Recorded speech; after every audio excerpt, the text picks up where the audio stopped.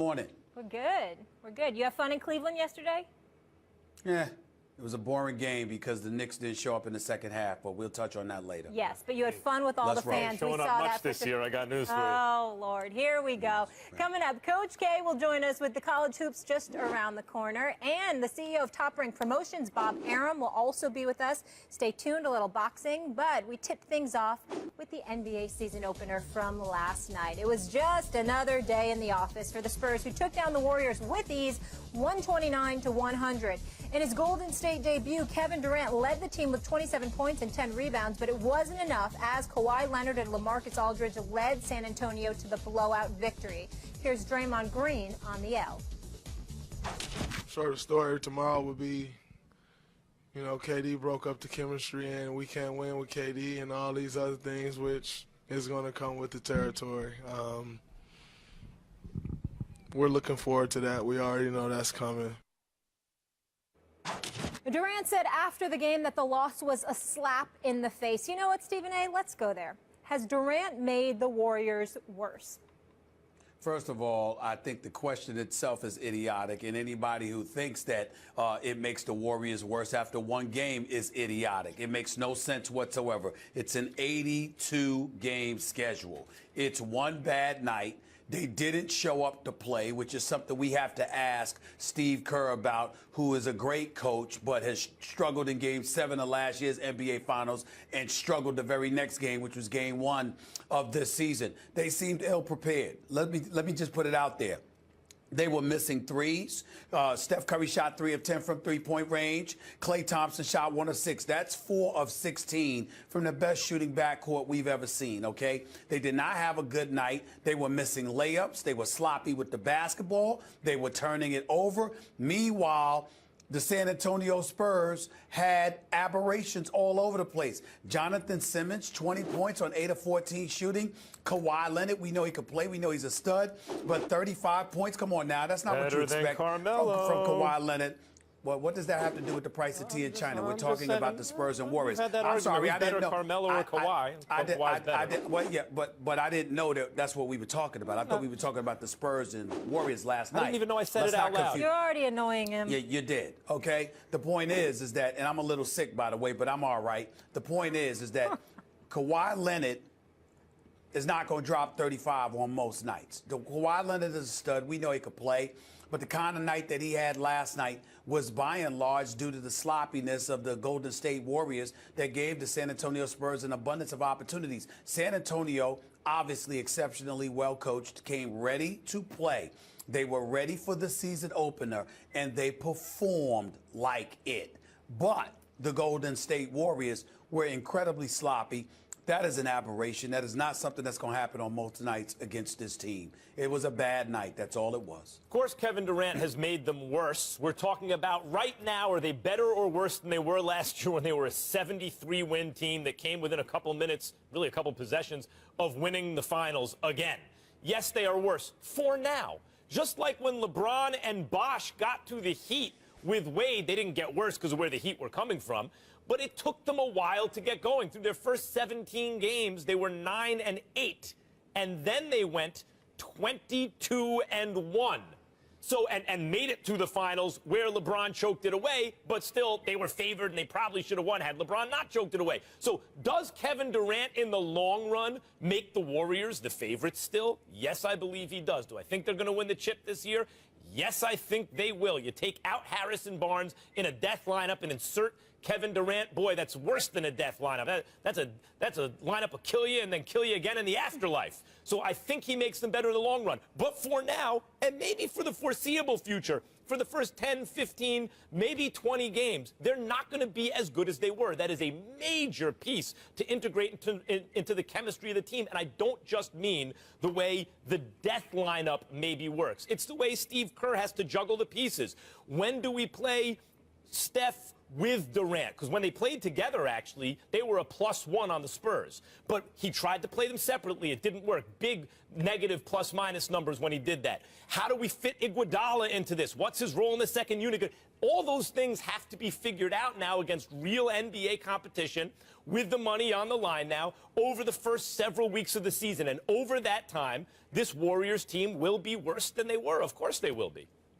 Well, listen, the point that I'm trying to make to you is this. Even last night was no indication because of the missed shots. If Steph Curry and Klay Thompson don't shoot 4 of 16 from three-point range, what are we talking about here? 8 of 16, 12 points. They lost by 29, Stephen A., so they still lose by 17.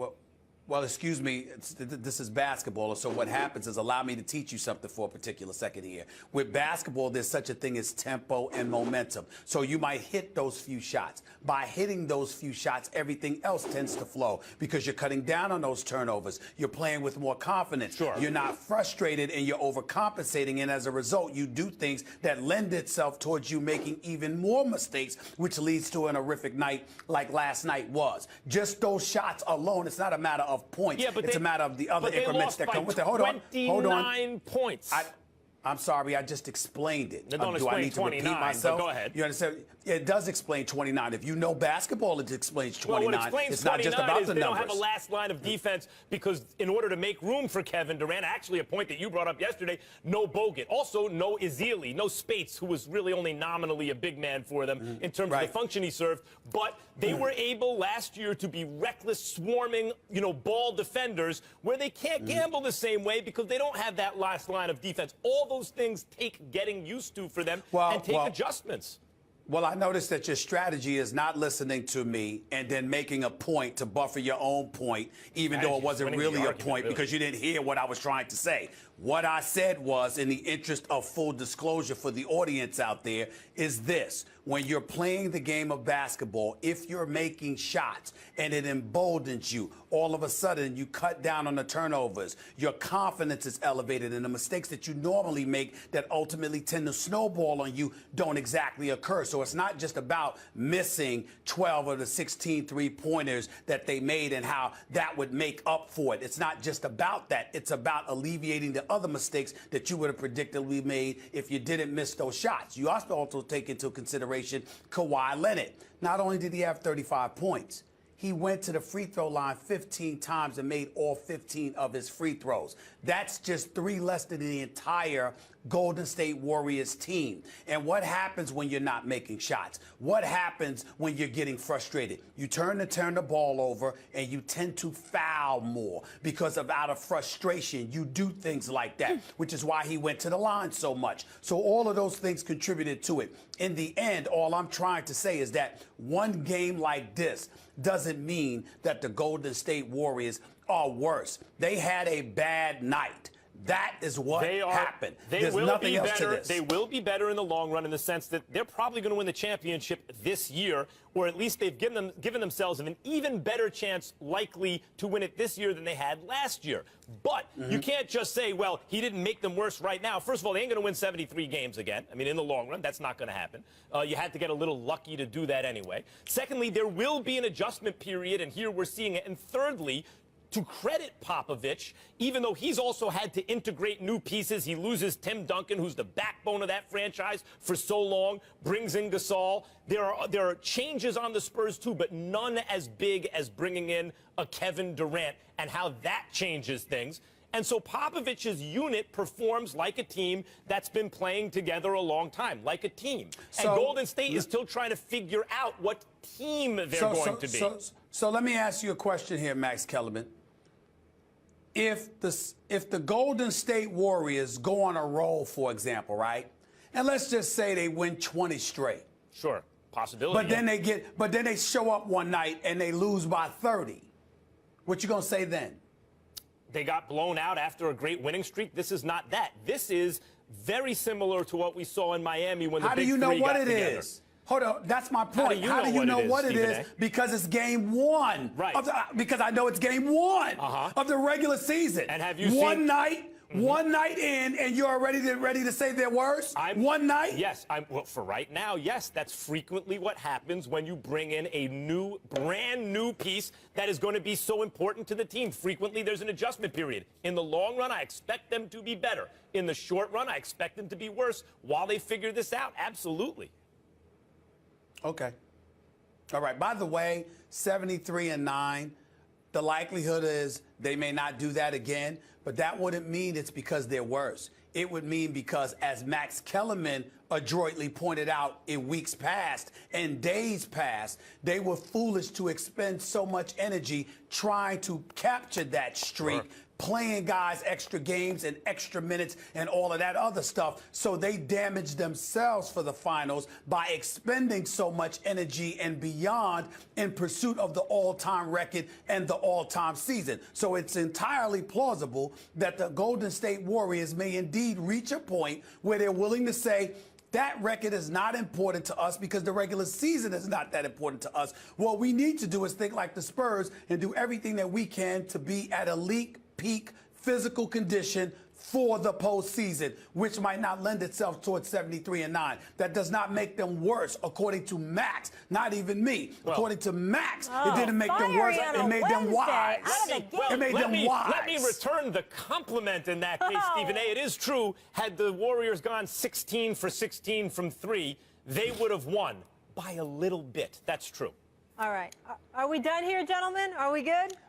Who knows what Max? Who knows what he's going to say next? I don't know when he's done, but go ahead. Oh, testy. I like it. All right, enough of these two. We want to hear from you guys, our First Take fam. Go on Twitter, vote in our poll. Has Durant made the Warriors worse? Sorry, Stephen, I asked the question again. We'll share those results a little later in the show. But meanwhile, the Cavaliers picked up where they left off. They kept the magic rolling in the land last night with their new rings, crushing the Knicks 117-88. LeBron James started the season off with a bang, a triple-double with 19 points, 11 rebounds, and 14 assists in the win. Stephen A., did the Cavs prove they are the best team in the association?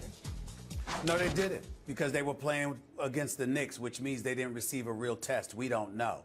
The New York Knicks, with their starting five, played decent enough basketball, particularly in the first half. But then in the second half, they didn't show up. They have no bench to speak of, and we all need to be thinking about Phil Jackson and when it's going to be time for him to get to L.A., because clearly he doesn't seem as interested as he should be in building an actual team here in New York City. Bottom line is that the Cleveland Cavaliers were head and shoulders above. Kyrie Irving went ballistic in the third quarter, put on an absolute show.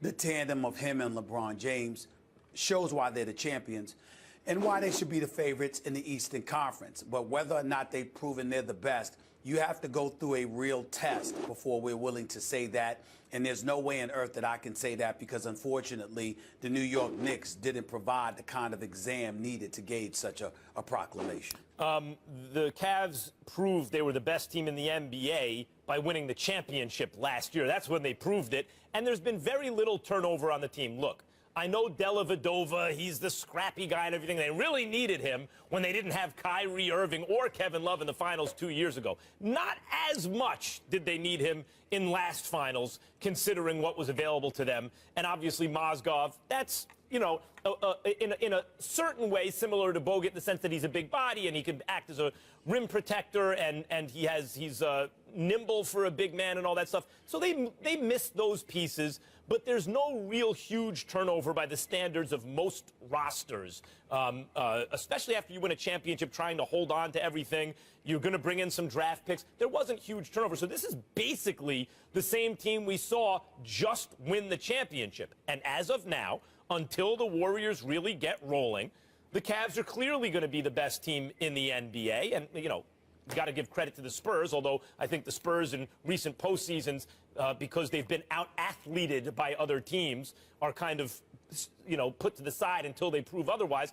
The Cavs once again showed why they're the best. They're a cohesive unit.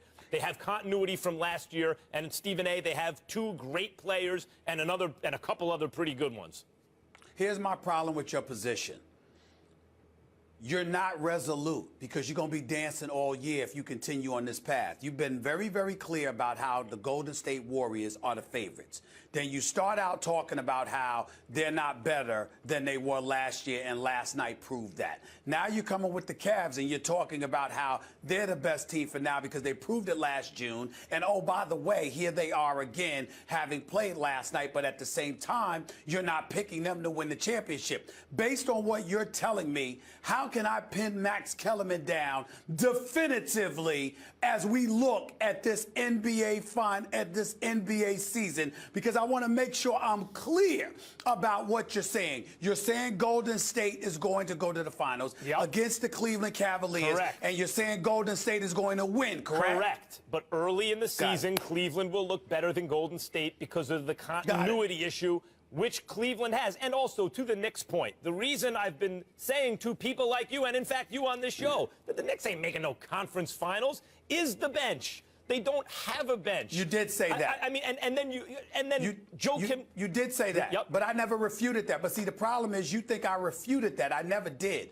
What I said was that starting five with the big if as it pertains to their health is good enough against the marginal teams for them to have a respectable record and ultimately get there. It wasn't to bloviate about the Knicks. It was an indictment against the rest of the Eastern Conference. Because when you look at everyone outside of Cleveland, who can you definitively say is you can pencil them in as money? You don't know. Boston is too young, and I'm not that high on the Al Horford acquisition.